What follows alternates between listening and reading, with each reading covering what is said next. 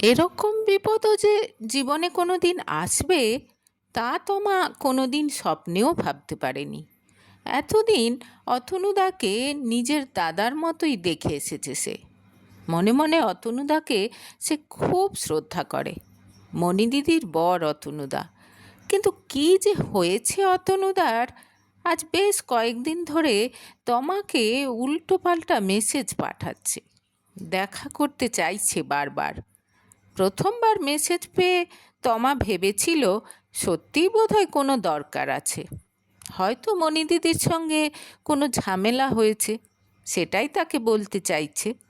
কিন্তু ক্যাফেতে দেখা হতেই ফট করে তমার হাত ধরে অতনু বলেছিল, আমার তোমাকে খুব ভালো লাগে তমা।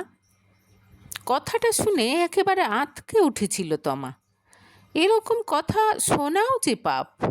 মণিদিদির সঙ্গে তমার রক্তের সম্পর্ক নেই ঠিকই, কিন্তু তমা মণিকে নিজের দিদির মতোই ভালোবাসে। শুধু তমা নয়, মণিও ছোটবেলা থেকেই তমাকে নিজের ছোট বোনের মতোই দেখে এসেছে। একসাথে বড় হয়েছে তারা। আসলে মা বাবা মরা তমাকে দত্তক নিয়েছিলেন মণির মা বাবা। তবে কোনো দিন তারা মণি আর তমার মধ্যে ফারাক করেননি। 2 বছর আগে নিজের পছন্দের পাত্রের সঙ্গে বিয়ে হয়েছে মণির। তমা এখন কলেজে পড়ে, আর এখন প্রায় প্রতিদিনই অতনুদা তার সঙ্গে কলেজে দেখা করতে আসতে চাইছে। একটা অচেনা ছেলেকে যত সহজে প্রত্যাখ্যান করা যায়, পরিচিত কোনো মানুষ আবার এরকম প্রিয় একজন মানুষকে রোজ রোজ মুখের ওপর প্রত্যাখ্যান করা ততটাই কঠিন। একেবারে উভয় সংকটে পড়ে গেছে তমা। অতনুদার সম্পর্কে খারাপ কথা ভাবতেও কষ্ট হচ্ছে তার, আবার মণিদিদির কথা ভাবলেও অদ্ভুত একটা যন্ত্রণা হচ্ছে। দিদি তো স্বপ্নেও ভাবতে পারবে না তার হাজব্যান্ড এরকম করতে পারে, তাও আবার নিজের শালির সঙ্গে। প্লিজ তমা, কেউ কিচ্ছু জানতে পারবে না। প্রতিদিন না হোক, মাঝে মাঝে তো দেখা করাই যায় বলো। কি সুন্দর তুমি, আমার তোমাকে খুব দেখতে ইচ্ছে করে। অতনুর চোখে স্পষ্ট মিনতি। এসব আপনি কি বলছেন অতনুদা? মণিদিদি জানতে পারলে কত কষ্ট পাবে বলুন তো। ও তো আপনাকে কত ভালোবাসে, বোঝানোর চেষ্টা করে তমা। আরে বাবা, মণি জানতে পারবে না, কেউ কিচ্ছু জানতে পারবে না। তুমি শুধু একবার হ্যাঁ বলো। অস্থির হয়ে ওঠে অতনু। না অতনুদা, এ হয় না। আমি কখনো আপনার সম্বন্ধে এরকম ভাবতে পারবো না। প্লিজ দয়া করে রেহাই দিন আমাকে, কাকুতি মিনতি করে তমা। কিন্তু কিছুতেই কোনো কাজ হয় না। মাঝে মাঝেই কলেজ ছুটির পর সে দেখে অতনুদা তাদের ক্যাম্পাসের বাইরে দাঁড়িয়ে তার জন্য অপেক্ষা করছে। কি করবে বুঝতে পারে না তমা। অন্য কোনো ছেলে হলে তো পাড়ার ছেলেদের লাগিয়ে উত্তম মধ্যম ধোলাই দিত, কিন্তু জামাইবাবুর সঙ্গে তো আর এরকম করা যায় না। এর মধ্যে একদিন অসুস্থ হলেন মণির মা অর্চনা। দেখতে এলো মণি আর অতনু। সারা দিন মায়ের সেবা যত্ন করার পর মণি ঠিক করলো রাতটা মায়ের কাছে থেকে যাবে। সেদিন রাতে খাওয়া শেষ হতে বেশ দেরি হলো। সবাই এক টেবিলে খেতে খেতে অর্চনার শারীরিক অবস্থা নিয়ে আলোচনা করল। মণি দিদি, আজ আমি মায়ের সঙ্গে থাকি? খাওয়ার পর জিজ্ঞেস করলো তমা। না রে, আজ আমি থাকি, তুই ঘুমিয়ে পড়। আমি চলে গেলে তোকেই তো সেই সব করতে হবে, মিষ্টি হেসে বলল মণি।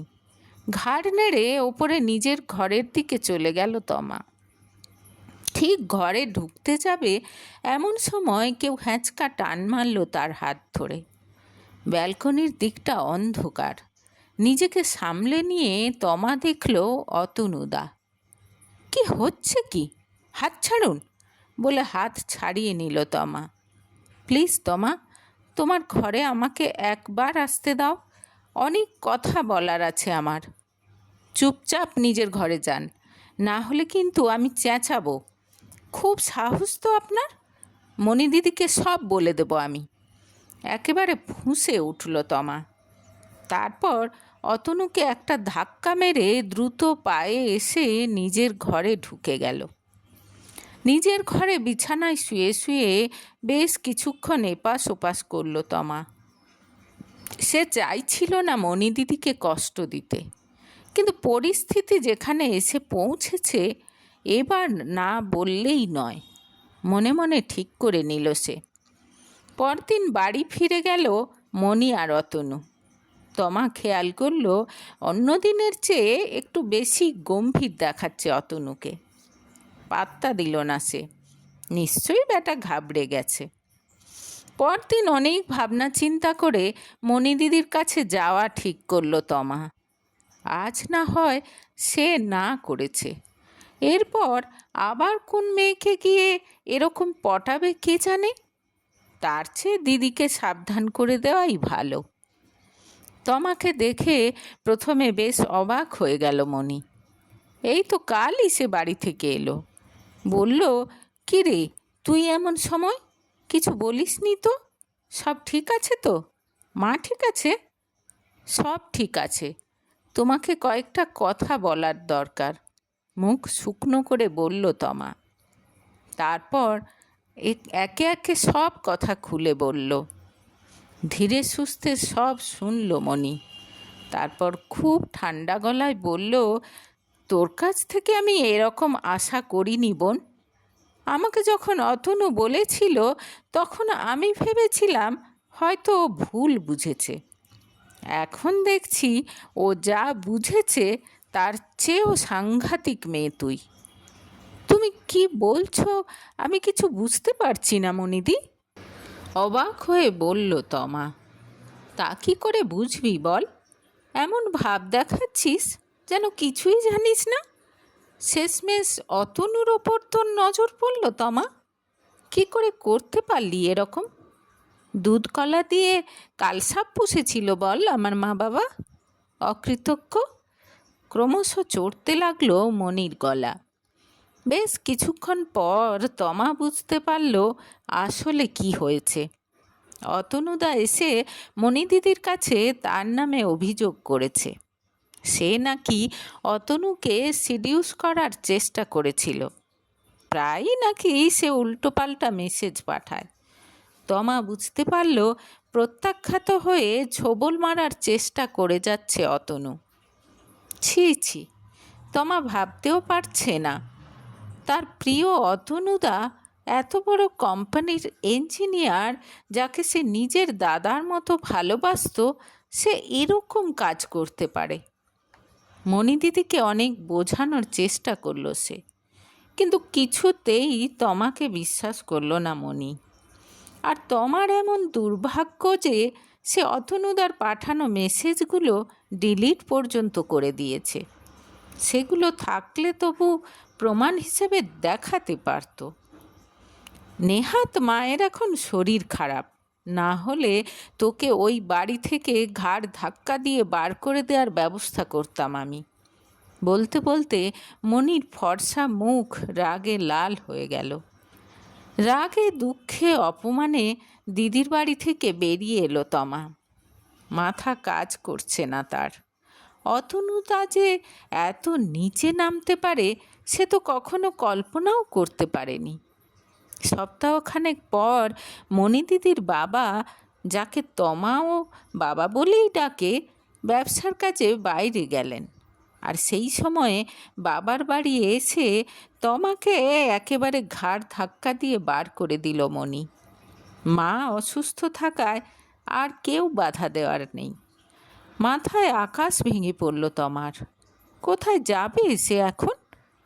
বন্ধু কৃষ্ণাকে ফোন করে প্রচণ্ড কান্নাকাটি করল সে। দয়াপরবশ হয়ে তমাকে নিজের বাড়িতে আসতে বলল কৃষ্ণা। প্রচণ্ড কুণ্ঠিত হয়ে তমা জানালো 1 মাসের মধ্যে নিশ্চয় কিছু একটা ব্যবস্থা করে নেবে সে, যদিও সে কিছুই জানে না কি করবে। পরপর দুরাত না ঘুমিয়ে কাটালো তমা। সারা রাত শুধু একটাই চিন্তা, কি করে নিজেকে নির্দোষ প্রমাণ করবে। এত বড় অপবাদ কিছুতেই মুখ বুজে সহ্য করবে না সে। এদিকে আর একটা চিন্তাও আছে, কিভাবে নিজের খরচ চালাবে সে। যত তাড়াতাড়ি সম্ভব কিছু না কিছু একটা কাজ খুঁজতেই হবে। 3 দিন প্রায় পাগলের মতো চিন্তা করতে করতে অবশেষে একটা বুদ্ধি এলো তমার মাথায়। সে জানে না এটা কাজ করবে কি না, কিন্তু এছাড়া আর কিছু তো তার মাথাতেও আসছে না। এমন কেউ নেই যে তাকে একটু সাহায্য করবে। অগত্যা যা মাথায় আসছে সেটাই করে দেখা যাক, না হলে না হবে, ভাবল তমা। পরদিন দুপুরের পর অতনুর অফিসে গিয়ে হাজির হলো তমা। সিকিউরিটির কাছে অনেক কাকুতি মিনতি করে একবার বসের সঙ্গে দেখা করার অনুমতি চাইল। কারো নাম সে জানে না, কিন্তু কোনো টিম লিডার বা ডিরেক্টর কোনো একজনের সঙ্গে দেখা করলেই হবে তার। 3 বার ভেতরে গিয়ে আবার ফিরে এলো গার্ড। অবশেষে একজন টিম লিডার রাজি হয়েছেন দেখা করতে। এরকম অচেনা অজানা কারো সাথে হঠাৎ কেই বা দেখা করে। যাই হোক, সিকিউরিটির সঙ্গে টিম লিডারের কেবিনে গিয়ে হাজির হলো তমা। সারাক্ষণ ভয়ে বুক ঢিপঢিপ করছে তার, কোনোভাবে যদি অতনুদা দেখে ফেলে। টিম লিডার বিশ্বজিৎ বসু মাঝবয়সী লোক। তমা প্রথমেই হাউমাউ করে কেঁদে বলল, আমাকে বাঁচান দাদা, এই পৃথিবীতে আমার নিজের বলতে কেউ নেই। এখন আপনারা না সাহায্য করলে আমাকে সুইসাইড করতে হবে। ঘাবড়ে গেলেন বিশ্বজিৎবাবু। এরপর সব শুনলেন তিনি। জানালেন যে তার টিমে না হলেও অতনুকে চেনেন তিনি, কিন্তু অতনু যে এরকম কাজ করতে পারে তা সত্যিই তার বিশ্বাস হচ্ছে না। তাছাড়া অফিসে এইরকম উটকো ঝামেলা তিনি হ্যান্ডেল করতে পারবেন না। আবার কান্নাকাটি শুরু করে দিল তমা। দেখুন, আমি যদি সুইসাইড করি আপনাদের সবাইকে দায়ী করে যাব। আপনিও তো একজন পুরুষ মানুষ, তাই আর একজন লম্পট পুরুষ মানুষকে রক্ষা করার জন্য আমার মতো অসহায় মেয়ের পাশে দাঁড়াচ্ছেন না। ঠিক আছে, আমি মিডিয়ার কাছে যাব, সবাইকে বলে যাব, আপনার নামও বলে যাব। আজ যদি আপনার নিজের বোন হতো আপনি সাহায্য করতেন না? একবার শেষ চেষ্টা করল তমা। খানিকক্ষণ চুপ করে থাকলেন বিশ্বজিৎ, তারপর বললেন, কিন্তু আমি কি করে সাহায্য করব সেটাই তো বুঝতে পারছি না। এরপর তার প্ল্যান জানালো তমা। সে শুধু অতনুর একটা কনফেশন চায়। খানিকটা দোনামোনা করে রাজি হলেন বিশ্বজিৎ। কিছুক্ষণ পর বেয়ারা এসে অতনুকে জানালো যে কেউ একজন তার সঙ্গে দেখা করতে এসেছে, ভিজিটিং রুমে ওয়েট করছে। উঠে এলো অতনু। তমাকে দেখে প্রথমে খানিকটা অবাক হলেও ধীরে ধীরে মুখে হাসি ফুটে উঠল তার। আমাকে আপনি বাঁচান অতনুদা, আমি কোথায় যাব বলুন তো? এখনও কলেজ শেষ হয়নি আমার। প্লিজ মণিদিদিকে একটু বোঝান আপনি, আমাকে যেন বাড়িতে থাকতে দেয়। হাত জোড়ো করে কান্না কান্না গলায় বলল তমা। ঠিক আছে, বলবো। তুমি আমার প্রস্তাবে রাজি হয়ে যাও, আমি তোমাকে আবার সসম্মানে বাড়িতে ফিরে যাওয়ার ব্যবস্থা করে দেব। সারা জীবন কোনো অসুবিধে হবে না তোমার, শুধু আমার কথা শুনে চলতে হবে তোমাকে, বলল অতনু।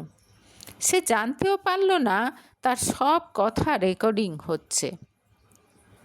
আপনি বলুন আমাকে কি করতে হবে, আমি আপনার সব কথা শুনব। এরপর নিজের শর্তের কথা জানালো অতনু। সে যখনই ডাকবে তমা যেন তার প্রয়োজন মেটায়, আর এসব যেন ঘুণাক্ষরেও কেউ জানতে না পারে। তাহলে এর চেয়েও খারাপ অবস্থা করে ছাড়বে সে তমার। রাজি হয়ে গেল তমা। অতনু জানালো কাল বিকেলের মধ্যেই তোমার বাড়ি ফেরার ব্যবস্থা হয়ে যাবে। পরদিনই পুলিশ স্টেশন থেকে ডাক এলো অতনুর। সেখানে যেতেই পুলিশ অ্যারেস্ট করলো তাকে।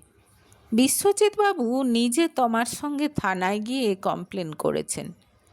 কিছুক্ষণের মধ্যেই সব জানতে পারল মণি। একেবারে ভেঙে পড়ল সে। অতনু যে এরকম করতে পারে কিছুতেই বিশ্বাস হচ্ছে না তার। এরপর থানায় গিয়ে সব কিছু আরও পরিষ্কার হয়ে গেল তার কাছে। তুই আমাকে ক্ষমা করে দে বোন, আমি তোকে অনেক কষ্ট দিয়েছি। কথা দিচ্ছি আর কোনোদিন তোকে ভুল বুঝবো না। তমাকে জড়িয়ে ধরে কেঁদে বলল মণি। তাকে সান্ত্বনা দিল তমা। এরপর অতনুর বাড়ি ছেড়ে নিজের বাড়িতে ফিরে এলো মণি। তমাও বাড়ি ফিরে এলো। দুজন দুজনকে কথা দিল এবার থেকে সুখে দুঃখে সেই ছোটবেলার মতোই তারা দুজন দুজনের পাশে সবসময় থাকবে। আর যদি কেউ নাও থাকে, তারা দুজন একে অপরের সবচেয়ে কাছের, সবচেয়ে ভরসার জায়গা হয়ে উঠবে।